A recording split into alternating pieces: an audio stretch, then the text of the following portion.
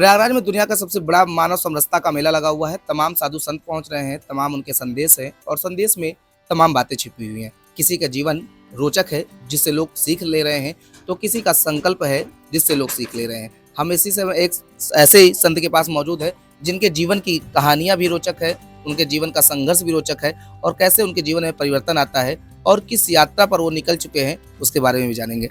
महाराज जी, सबसे पहले तो आप अपना परिचय बताते हैं तो शून्य बताते हैं, इसका क्या रहस्य है उसको बारे में बताइए। रहस्य और यात्रा यात्रा जहाँ भी हम पैरों से चल के जाएंगे वहाँ पर हमें धाम ही मिलेगा।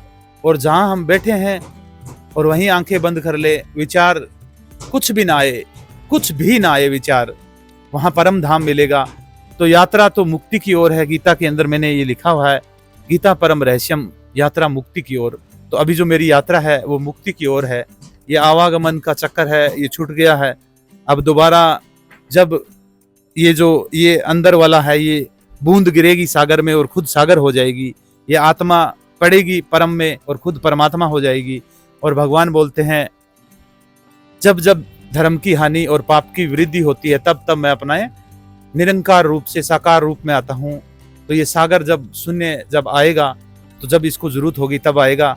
लेकिन ये जीवन का जो खेल एक सागर से उठा था छिंटा, जो बाहर गिरा था, और फिर वो बाहर गिरने के बाद में सूर्य के तप से उठा और फिर वो भाप बना, फिर वो बारिश की बूंद बनी, फिर वो धार थी उसमें मिली गंगा में, और फिर वहां से खेत खलियानों में गई, और फिर वो उठी किरणों से, फिर वो बारिश बनी। ऐसे करते करते मैं दोबारा इतनी लंबी यात्रा के बाद में दोबारा सागर यानी शून्य को प्राप्त करने जा रहा हूँ। बहुत लंबी करोड़ों जन्मों की मेरी ये यात्रा थी, अब पूर्ण होने जा रही है। और जब भी जरूरत होगी तो फिर आएंगे युग युग में परिवर्तन करने के महाराज जी, लिए। आपको तो माता पिता जब थे, आपका जीवन शुरू हुई तो पहचान एक मिली आपको, तो ऐसा क्या वाक्य हो गया कि आपको अपनी पहचान जो है वो शून्य में बदलनी पड़ रही है और आपको बताना पड़ रहा है कि मैं शून्य हूँ। मैं कहाँ हूँ, मैं आज से 40 साल पहले भी नहीं था। एक कैलेंडर की तारीख थी 2 सितंबर 1985, तो 1 सितंबर 1985 को मैं नहीं था, और एक तारीख होगी कैलेंडर में, जो भी होगी उसके बाद में मैं नहीं रहूँगा। तो ना मैं पहले था ना बाद में था, बीच में थोड़ा दिन दृश्य रूप में दिखाई दिया हूँ। तो मेरा वजूद क्या है, और यहाँ पर मैं मेरी मर्जी से नहीं आया था, मेरे कोई सिग्नेचर नहीं करवाए थे। मैं तो ऐसे ही जीवन में पाया। 2-5 साल का हुआ जब मेरे को बताया तुम्हारा मम्मी है, पापा है, ये है तुम्हारा देश धर्म ये है, तो मैं तो पाया। और ऐसे ही एक दिन जीवन से वापस चला जाऊंगा दृश्य में। तो मेरा कोई वजूद नहीं है, शून्य ही था और शून्य में ही जा रहा हूँ। तो अभी क्या परिचय दें, जो है ही नहीं तो सपने का क्या परिचय दें। आप, जहाँ तक मैं जानता हूँ, पता चला, तो आप करोड़ों का संपत्ति आपके पास थी, आप कंपनी आपकी चलती थी, तो फिर ऐसा क्या वाक़या हुआ कि आपने पूरा सब कुछ छोड़ करके इधर अध्यात्म की तरफ आप आ गए, गीता का प्रचार प्रसार करने लगे, लोगों को जागरूक करने लगे? गीता का ज्ञान मैं प्रचार करने लगा। मेरे जीवन के अंदर अगर गीता ना होती तो मैं कब का मर गया होता। मैंने तो सुसाइड करने की बहुत प्रयास किया, बहुत प्रैक्टिस की कि मैं अगर रस्सी हो जेल में तो मैं फांसी टूट जाऊं, जहर हो तो मैं पी जाऊं, पिस्टल हो तो मैं मेरे रिवॉल्वर से गोली मार लूं। ऐसे प्रयास करा था कैसे मरूं मैं। और उसी दौरान, डिप्रेशन के दौरान, मेरे को गीता मिली, और उस गीता की वजह से मैं आज जिंदा हूँ। और मैं आने वाली भी जो पीढ़ी है उसको डिप्रेशन से बाहर लाने के लिए पूरा प्रयास कर रहा हूँ। नहीं तो जो 4.5 साल जेल में रहता है उसको खुद मेडिटेशन की ज़रूरत पड़ती है। और 4.5 साल जेल में रहने के बाद में जब मैं बाहर आया तो आज दुनिया को मेडिटेशन करवा रहा हूँ। तो ये मेरी ताकत नहीं है, गीता की ताकत है। जेल जाने के बाद लोगों तो पूरा जीवन परिवर्तन हो जाता है। कोई अगर अपराध कर रहा है तो अपराध की ही तरफ चला जाता है, लेकिन आप जेल में जाने के बाद अध्यात्म की तरफ आ रहे हैं, लगातार आपके ऊपर आरोप लगे, तमाम लोग तमाम तरह की बातें की, तो क्या गीता ने ही आपको ऐसा क्या दिखा दिया कि आप पूरी तरीके से अध्यात्म की तरफ चले आए, अब लोगों को जागरूक भी कर रहे हैं? क्या दिखा दिया? ऐसी कोई चीज़ नहीं है, सत्य से ज्ञान करवा दिया। ये दुनिया झूठी है, झूठा सबका प्रेम है। जब विपता पड़ती है तब पता चलता है कि कौन अपना था कौन पराया था। सब छोड़ जाते हैं बुरे समय के अंदर, और जब अच्छा समय होता है तो सब इतना प्रेम करते हैं। तो बुरे समय में इस गीता ने मेरे को बचाया। और गीता के अंदर क्या नहीं है, गीता एक महासागर है। इस गीता में जो छलांग लगाएगा उसे कुछ ना कुछ जरूर मिलेगा। शंख, मोती, सीप, इस सागर में छलांग लगाने वाला खाली हाथ लौट कर नहीं आता। कुछ ना कुछ जरूर प्राप्त करता है। और ये गीता किसी एक देश, धर्म और एक व्यक्ति के लिए बोली गई परमात्मा की दिव्य वाणी नहीं है, ये संपूर्ण मानव जाति के लिए बोली गई परमात्मा की दिव्य वाणी है। और मैं इसके श्लोकों को मंत्र कहूँगा, ये अपने आप में एक मंत्र है। और जो भी जिस प्रकार का भी व्यक्ति है, जो भी समस्या है, रैंडमली कहीं से भी गीता परम रहस्यम को खोलता है और पेज पर उंगली रखता है, वहीं से पढ़ना शुरू कर देता है, वहीं पर उसको अपनी समस्याओं का हल मिल जाता है। महाराज जी, जब आप इधर इसकी तरफ आए तो कितनी संपत्ति रही होगी आपकी उस दौरान? अभी भी मेरे खाते में लगभग 700-800 करोड़ रुपए है, सीज 700-800 करोड़ रुपए। 800 करोड़ रुपए सीज पड़े हैं ईडी के अंदर। लेकिन इतना होने के बाद तो कोई सोचेगा ही नहीं कि हम चले शून्य की ओर चले। इतना होने के बाद में ही सोचेगा ना, ये इतना ना हो तब तो पहले तो लोग वो अब कहते हैं कि 700 करोड़ हो गया है, 100 करोड़ कमाएंगे, उससे ज्यादा कमाएंगे। कितना भी कमा लो, जिस दिन मरोगे उस दिन खाली हाथ जाओगे। कितना भी कमा लो, लाखों करोड़ कमाओ, सब कुछ कमा लो, एक फकीर, एक भिखारी और 1 लाख करोड़ वाला, दोनों का सफर एक ही है, आना शून्य पे। आना पड़ेगा बिल्कुल। लेकिन तमाम लोग आज के जीवन में लगातार लोग परेशान है, जितना है उससे और ज्यादा कमाना चाहते हैं, जिसके पास नहीं है वो कमाना चाहता है। तो ऐसा आप देखे ये गीता अगर पढ़ेगा व्यक्ति तो उसके जीवन में ऐसा क्या बदलाव आएगा कि क्या इस चीज को वो छोड़ करके केवल सोने की खोज में निकलेगा? मैंने कमा कर देखा है, घर, गाड़ी, बंगले। मैं 15 घंटे 16 घंटे हवाई जहाज में रहता था, 5 स्टार होटलों में रहता था। फिर एक समय का काल चक्कर ऐसा घूमा कि मेरे को सीधा पटका 8x8 की चक्की के अंदर, कमरे में, जेल में। वहीं पर लेटरिंग, पेशाब, वहीं पर खाना पीना, सोना, जीवन के 4.5 साल। मुझे पता चला ना कि बाहर कितनी माया है, मैं भी कितनी माया में था। जब हम मोह में होते हैं तो हमें मोह का पता नहीं चलता, जब हम मोह से दूर होते हैं तो हमें पता चलता है कि हम उस समय कितने मोह में थे। जब कंपनी चल रही थी, सब लोग बोल रहे थे कि बड़े, हमारे सीएमडी सर बड़े सिंपल है, साधारण है। मुझे इस चीज का भी घमंड था। जब जेल में गया, बाद में मुझे पता चला तुझे तो सिंपल होने का भी तो घमंड था। कितने कर्मचारी आपके उसमें काम करते थे? उस टाइम में काम करने वाले कंपनी में थे 300-400 लोग। 300-400 लोग। अब कितने लोग आपके साथ जुड़े हुए? अभी परम धाम का प्रचार अभी शुरू किया मैंने, कोई 2-4 महीने हुए। 10-15 लाख लोग जुड़े हैं मेरे साथ। 10-15 लाख। तो वो 400 भीड़ और इस 10-15 लाख की भीड़ में सबसे मजबूत आपको कौन दिख रहा है? देखो, वो तो लालची दुनिया थी ना। अब लालची लोगों की कोई वजूद थोड़ा ही होता है। ये अभी जो लोग हैं, ये सब मेरे को प्राप्त करना चाहते हैं। मेरे को मतलब शून्य को, और वो पैसे को प्राप्त करना चाहते थे। लेकिन अभी सोने की वैल्यू बात करें तो किसी को सोने देंगे तो कहेंगे ये क्या दे रहे हो?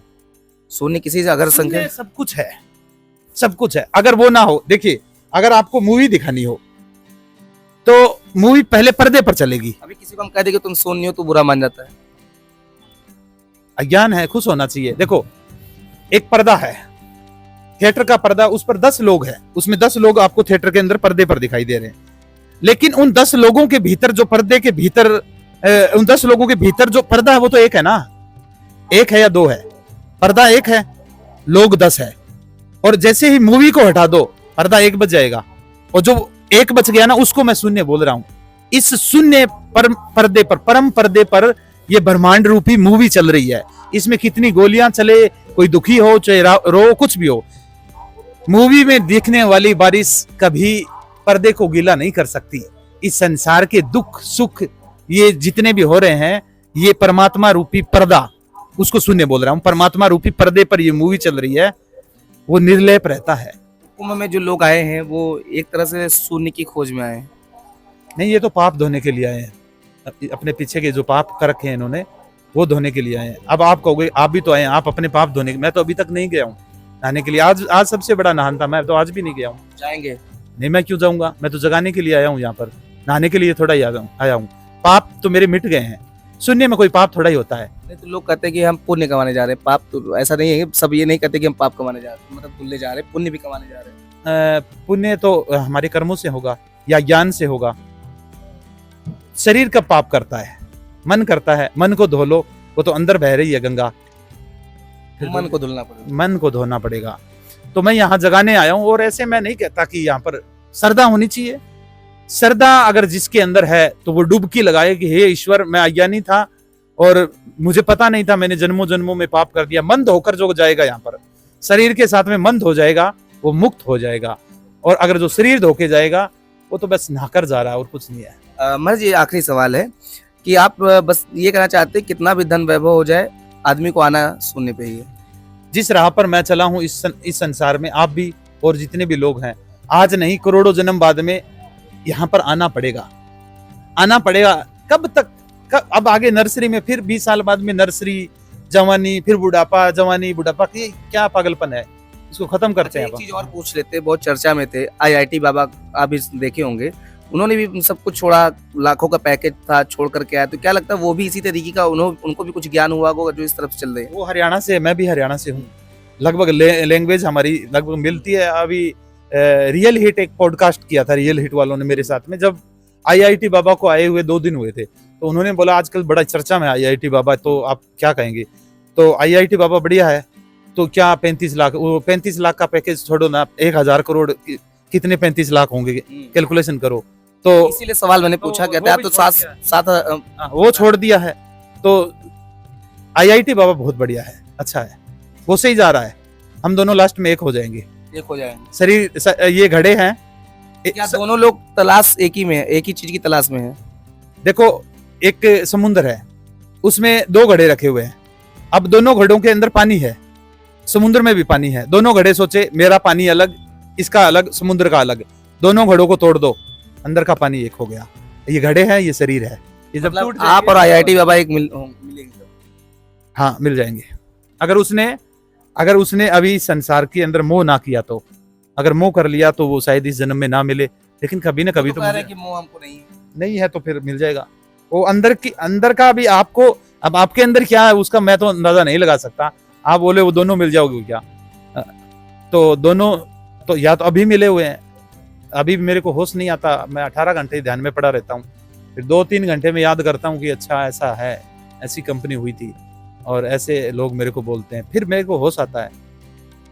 तो अभी भी मैं तो हूँ, बस वो हूँ और कुछ भी नहीं हूँ। जिक्र करते भावुक हो जाते हैं थोड़ा सा।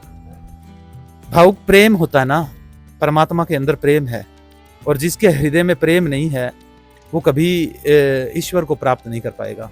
जिसने कभी जिंदगी में प्रेम नहीं किया वो कभी ईश्वर को प्राप्त नहीं कर पाएगा। जिसने प्रेम किया है, जिसने प्रेम ही नहीं किया वो तो घमंडी लोग हैं, उनको क्या ईश्वर समझ में आएगा। तो ये भावुकता है, ये प्रेम रस है, ये दुख का नहीं, ये सुख का, आनंद की ये वो है, अनुभूति है। तो बिल्कुल देखिए, ये महाराज जी हैं, हालांकि ये सोनी कहते हैं तो हम इनको सोनी कहेंगे, लेकिन हमारे आप तमाम चीज़ों पर इनके बारे में नाम जान भी सकते हैं। फिलहाल अगर बात करें तो ये करोड़ों के मालिक थे, वाकया घटा, तो ये कहा जा सकता है कि एक क्षण ऐसा भी आता है मनुष्य के जीवन में जब सब कुछ बदल देता है। वैसे ही महाराज जी के साथ भी हुआ और इन्होंने करोड़ों की संपत्ति छोड़कर अब शून्य की तलाश पर निकल चुके हैं। आईआईटी बाबा को लेकर भी इन्होंने कहा कि वो भी लाखों का पैकेज छोड़ा है, मैं तो करोड़ों का पैकेज छोड़कर आया हूँ, और कई सौ करोड़ का पैकेज छोड़ के आए हैं। यानी इन्होंने कई लोगों को रोजगार भी दे रहे थे, जहां पर इनके पास संख्या 400 की थी, अब ये लाखों लोगों को जागरूक कर रहे हैं और गीता का उपदेश बता रहे हैं। प्रयागराज से अमित मिश्रा, दी होल लगी।